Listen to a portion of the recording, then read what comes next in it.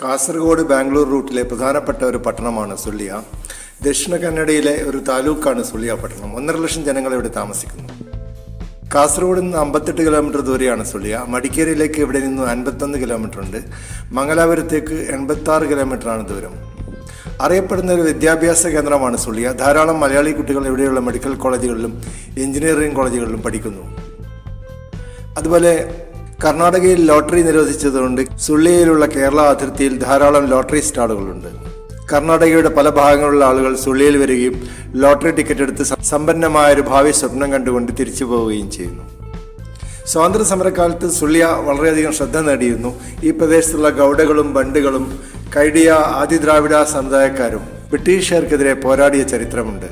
സുള്ളിയിലും മടിക്കേരിയിലും സിദ്ധാപുരയിലും ഭാഗമണ്ഡലയിലുമാണ് ഈ പോരാട്ടങ്ങൾ നടന്നത്. 85% ഹിന്ദുക്കൾ താമസിക്കുന്ന ഒരു പട്ടണമാണ് സുള്ളിയ. ധാരാളം അറിയപ്പെടുന്ന ക്ഷേത്രങ്ങൾ ഇവിടെയുണ്ട്. 20,000-ഓളം മുസ്ലിങ്ങളും 2,000-ഓളം ക്രിസ്ത്യാനികളും ഇവിടെയുണ്ട്. അറിയപ്പെടുന്ന ധാരാളം മുസ്ലിം തീർത്ഥാടന കേന്ദ്രങ്ങളും ക്രിസ്ത്യൻ പള്ളികളും സുള്ളിയ പട്ടണത്തിലുണ്ട്. കേരള അതിർത്തിയിലുള്ള ഒരു പട്ടണമാണെങ്കിലും കൂടുതലും മലയാളികളാണെന്ന് പറയുവാൻ പറ്റുകയില്ല. 20% മാത്രമേ മലയാളികളുള്ളൂ. 40%-ഓളം കർണാടകക്കാരും 20% മഹാരാഷ്ട്ര സ്വദേശികളുമാണ് സുള്ളിയിൽ താമസിക്കുന്നത്. സുള്ളിയുടെ ഏറ്റവും അടുത്ത എയർപോർട്ട് മംഗലാപുരമാണ്. 88 കിലോമീറ്റർ ദൂരമുണ്ട് എയർപോർട്ടിലേക്ക്. ഏറ്റവും അടുത്ത railway station Subrahmanya road railway സ്റ്റേഷനാണ്. 48 കിലോമീറ്റർ ദൂരെയാണ്.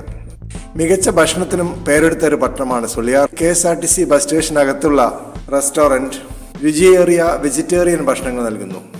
ബസ് സ്റ്റാൻഡിന് ഓപ്പോസിറ്റുള്ള ശ്രീലക്ഷ്മി റെസ്റ്റോറൻറ്റ് മംഗലാപുരം ശൈലിയിലുള്ള ഫിഷ് കറി, ഫിഷ് ഫ്രൈ എന്നിവ നൽകുന്നു.